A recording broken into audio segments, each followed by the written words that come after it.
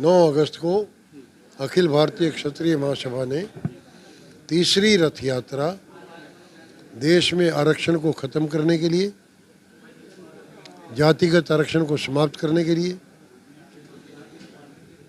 और गरीब को आरक्षण दिलाने के लिए,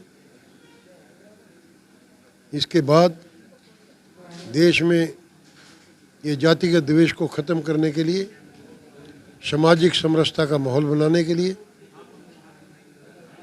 और महान पुरुषों के इतिहास के साथ जो छेड़छाड़ की जा रही है उसको रोकने के लिए हमने ये तीसरी बार रथ यात्रा, राष्ट्रव्यापी रथ यात्रा निकाली है। और हमारी 2 रथ यात्राएँ जो 8 महीने में 70,000 किलोमीटर का सफ़र किया हमने, उसका रिजल्ट ये हुआ कि केंद्रीय सरकार ने 10% आरक्षण आर्थिक आधार पर दिया और अब हम उम्मीद करते हैं ये तीसरी रथ यात्रा के माध्यम से हम देश में जो जनमत तैयार कर रहे हैं, जो आंदोलन हम तैयार कर रहे हैं, उसके माध्यम से सरकार पे दबाव डालेंगे कि जातिगत आरक्षण को समाप्त करो और आर्थिक आधार पर आरक्षण लागू करो।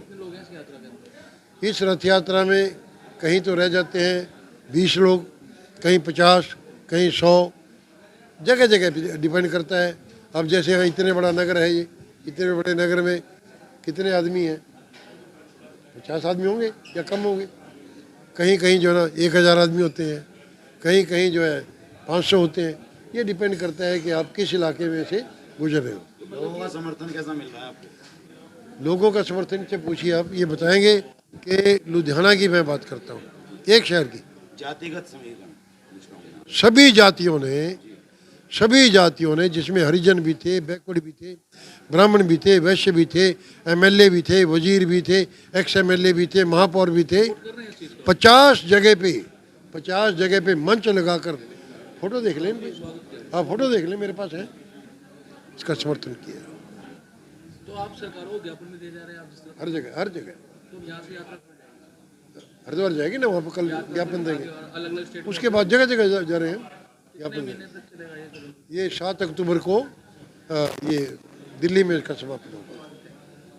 अध्यक्ष जी, जो ये जातिगत आरक्षण है, आपको लगता है इसके खत्म होने के बाद सामाजिक समरसता आएगी? जब आरक्षण खत्म हो जाएगा सामाजिक समरसता तो अपने आप ही आ जाएगी। ये जो द्वेष है साहब, ये जातिगत आरक्षण की वजह से तो है। मैं आपको एक बात बताता हूँ। आप तो हमारे से बहुत छोटी उम्र में, मेरी उम्र 75 वर्ष है, जब हम इन बच्चों की उम्र में थे तब आपको मैं बताता हूँ कि कोई SC ST एक्ट का पर्चा दर्ज नहीं होता था कहीं भी। तो पूछ लीजिए आप, ये माहौल जो है ना क्यों बना है? मंडल कमीशन से आग लगी, किसी और बात से आग लगी, इसके बड़े कारण हैं इसके, समझिए ना बात। अब जब हम बच्चे थे, हमारा जो नौकर था खेत में, उसको चाचा, ताऊ, बाबा के बुलाते थे। ये माहौल नहीं था। आज तो जगह जगह नफरत की बात आ रही है। धन्यवाद। मैं ग्रुप कैप्टन डॉक्टर कुंवर जयपाल सिंह चौहान मेरा नाम है। देखिए, अभी जो आप बात कर रहे थे आरक्षण के कारण और जो द्वेष की बात है, और हम जो हैं समरसता का मिशन लेके चले हुए हैं। जब किसी बच्चे के 90-95% अंक वाला किसी कंपटीशन में रह जाता है और बिना किसी दोष के उसको रिजेक्ट हो जाता है, और दूसरा बच्चा वो देखता है कि 40-50% वाला सेलेक्ट हो जाता है, हम इंसान हैं, हमारे अंदर एक टीस अवश्य आती है। साथ में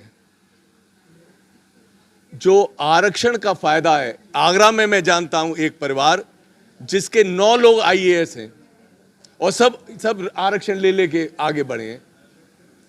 तो फायदा कौन ले रहा है इस आरक्षण से? ना तो फायदा हुआ किसी आरक्षित का और ना अनारक्षित का।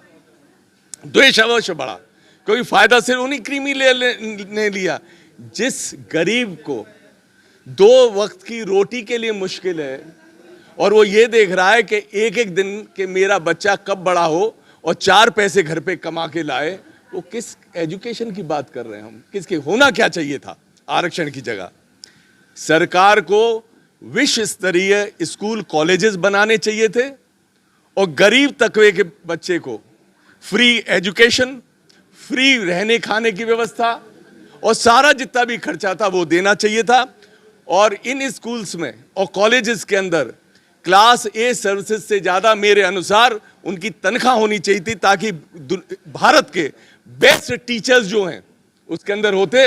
और ये जब बच्चे नीचे गरीब के, जो मैं कह रहा हूं कि मजदूर के, जो हमारे आर्थिक आधार जिनका की कमजोरी है, ये जब बच्चे इन अच्छे स्कूलों में अच्छे टीचरों से पढ़ के और जब ये ऊपर पहुंचते तो इन्हें बैसाखी की आवश्यकता नहीं होती।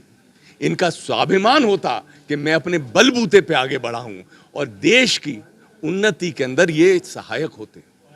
जब असक्षम व्यक्ति किसी कुर्सी पर बैठता है तो देश का विकास धीरा पड़ना है।